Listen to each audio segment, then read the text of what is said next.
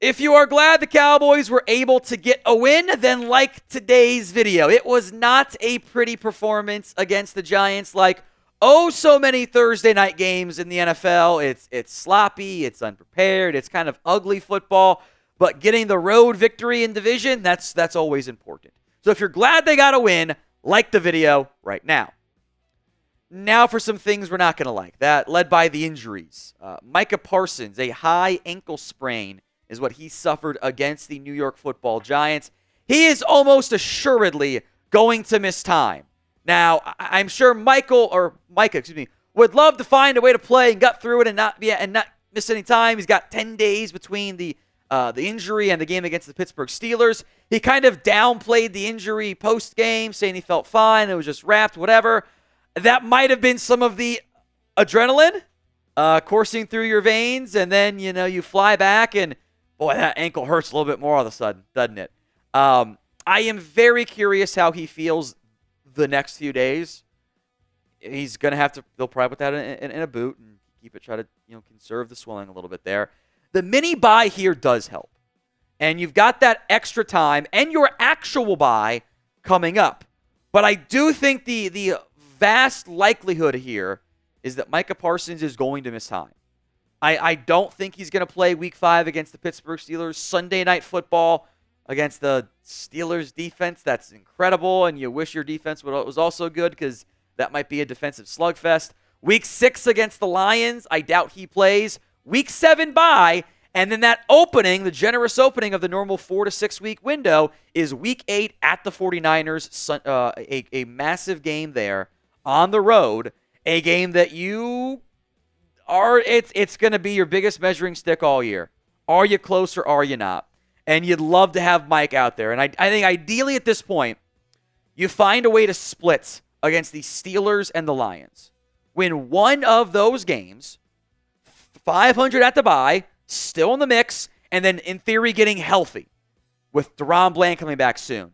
And we'll get to Tank Lawrence as well, and hopefully Micah Parsons getting back soon. But your defensive end room is, you've already lost Sam Williams. You've already lost Micah Parsons now for a couple weeks. You're going to be down Tank Lawrence for a few weeks. You drafted a guy in the 4th round in Junior Faoka who couldn't even make your football team. So it's Marshawn, Kneeland, Chauncey, Golston, Tyrus, and Carl Lawson set to be probably a full-time guy from the practice squad. That's a scary room. So back to the timeline here for Mike. I think the over-under is that 49ers game. Is he back by then? Y for yes, N for no. Let me know in the comments section of today's show. Let's go to Tank Lawrence here. He is going to miss multiple weeks with a mid-foot sprain. Nick Harris reporting he's going to see a specialist, which I hate that. Now, I will say, has also been reported that this is apparently not like his other foot injuries. It's a little bit different and not directly related to the stuff that he's had before, where he's had that it was a Jones fracture at one point and then broke the 5th metatarsal, whatever it was. I don't like the specialist report. That's normally a bad sign. And, unlike with Micah, like, you'll see what timeline, it's probably going to be 4 to 6 weeks, whatever. Not much of a timeline given for Tank Lawrence. So I'm guessing that they kind of don't know how much time he's actually going to be out at this point. You're going to miss these two players. There's no way around it. You are going to feel their losses across the board in your defense. Tank Lawrence is actually one of your, from an efficiency standpoint, not so much the pressure rate. Pressure rate's kind of down this year, but he remains one of your best run stoppers. I think that showed up against the Giants again. He's gotten 3 sacks for you this season, but you're going to miss both those players because the replacements, when you're already down your top backup at Sam Williams, aren't exactly great. Today's show is made possible by Prize Picks. It's America's #1 daily fantasy sports app, over 5 million active members. It is the easiest and most exciting way to play daily fantasy sports. It's just you against the numbers. You're not battling thousands of players and trying to be top 5%. You just pick more or pick less on 2 to 6 player stat projections. Watch those winnings roll in. Marshall, who's still in shambles over the Cowboys lost to the Giants, sent me his Prize Pick slate this week. He's got the freebie from Caleb Williams. Anytime Derrick Henry scores just a half rush yard receiving touchdown, So just take the 1 there. And then more than Aaron Jones yards on the ground. It is a revenge game for Aaron Jones, by the way. So download the Prize Picks app today and use code CLNS and get $50 instantly when you play 5. That's code CLNS on Prize Picks to get $50 instantly when you play 5. You don't even need to win to get the $50 bonus. It is guaranteed. It's Prize Picks. Run your game. Beyond the injuries, some takeaway stuff I wanted to get into here, some negative and some positive. I do want to give Mazi Smith his flowers for that game. I thought he was incredible against the Giants. PFF agreed, by the way, giving him their highest graded player at 88.4. The box score isn't even fully reflective. He had the 3 tackles, 1 TFL, 2 stops, or 2 stuffs, which is just, you've got the stopping him against the run, so tackle for loss or no gain there. I am hopeful that this continues to be a sign of things to come. Even dating back to last week's game against the Baltimore Ravens, it wasn't showing up in the stat sheet. It's not always going to as a run-stopping nose guard, but he was not getting pushed off the ball. He was getting some pressure. He was getting some, not pressure, but getting some penetration, keeping his linebackers free and clean. It's 5 really, really good quarters in a row. 5 in a row. Hopefully, he keeps it up. It is not an accident, I don't believe, that you stopped the run for the first time in a long time, and it just happens to come on Mazi Smith's best game ever in his career by a pretty comfortable margin. I loved what I saw out of Mazi Smith. I hope this continues. If you have doubts about it, I get that too. John Michael Schmitz has been pretty rough as a center for the Giants so far, but that looked like a first-round defensive tackle last night, and that is not something we've ever said about Mazi Smith, really at all. So maybe it's rising, maybe it's just only up a little bit. That's totally reasonable. What is your confidence level right now in Mazi Smith? Scale it for me from 1 to 10. 1 is the low end, 10 on the high end.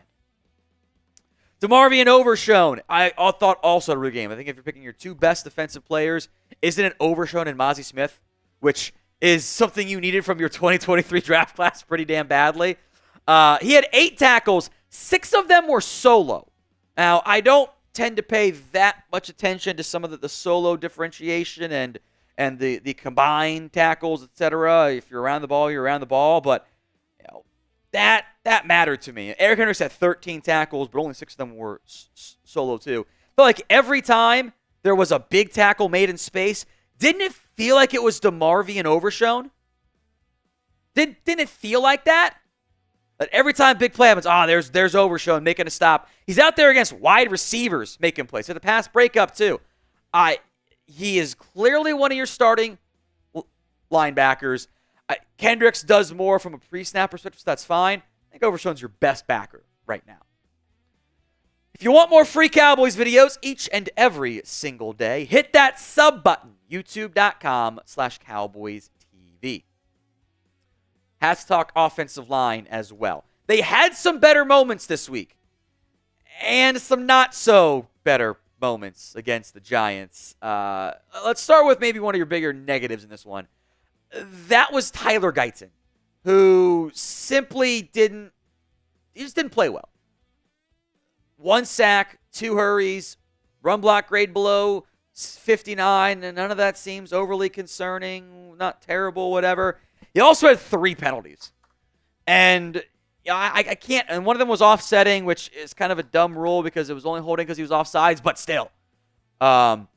He had a rougher time. He did. And he almost tanked a couple of those drives and did tank a couple of the drives in the end. I can't, he is a developmental left tackle. Only way he's going to get better is by playing. You're going to have to take those lumps early on. Hopefully by the end of the year, he's playing better football. Speaking of better football, I do think Terrence Steele played better. Now, he got cooked one time really badly by Kayvon Thibodeau, but he shut down Brian Burns. Brian Burns did nothing against Terrence Steele. He played really well. There was the one really, really, really bad rep that almost got Dak killed. But, again, I thought he blocked pretty well again in terms of run blocking. Opening first 2 games were not great, especially week 2. But week 3, week 4, I think he's been a lot better. I don't think it's an accident that suddenly your passing game gets going a little bit here, and it's because Steele starts to get going a little bit too. Now, Kubibi was a tale of two phases of the game. As a pass protector, I thought he did a fantastic job. We'll get to their plan in a second here. As a run blocker, not so much. He definitely got dinged for that last Zeke carry where he lost like 3 yards. Yeah, BB got bull rush straight back. Was not a particularly good rep there. I do love, and I'll give McCarthy and his staff some credit here, I love their game plan for Dexter Lawrence. Dexter Lawrence is one of the best pass rushing nose guards in football. He had like 5x the pressures from the zero technique spot last year than anyone else. The Cowboys double-teamed Dexter Lawrence on 80% of his pass rushes. And that is the most in the next-gen stats era since 2018. So BB had help a lot in pass protection. That is not a bad thing. Now, it meant some more island stuff for Guyton. I probably would have chipped a little bit more for him to help out, but it worked. Quick passing game, they found ways to survive and win the game in the end. So I want you so far to grade the Cowboys' offensive line. A, B, C, D, or F. Let me know in the comments section of today's show. How do you grade the Cowboys' offensive line through 4 games? Let's give Hunter Luepke some love here as well. He had the most snaps among running backs, if we include fullbacks to an extent in that category, and he continues to make plays for you. He had 4 touches in this football game. 2 carries, 8 yards, 2 carries, 14 yards, or 2 catches, 14 yards, excuse me, and 3 first downs. That is success rates high when Luepke's involved. Now, one of them was kind of a bonkers-ass play by Prescott under pressure and looking guys off and getting drilled. Is a hell of a play. But Luepke continues to be involved a lot, and in very different ways. His snap counts this week. He had 12 at running back. That includes some of the weird, like, up back stuff.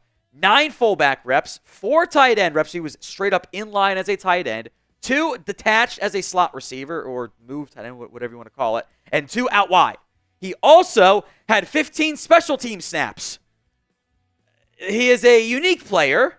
He is not a full-time, like, give him 20 carries a game back, I don't believe. But he keeps doing things that benefit you. And that matters when you're kind of filling out the back end of your roster. He is a valuable piece of your team.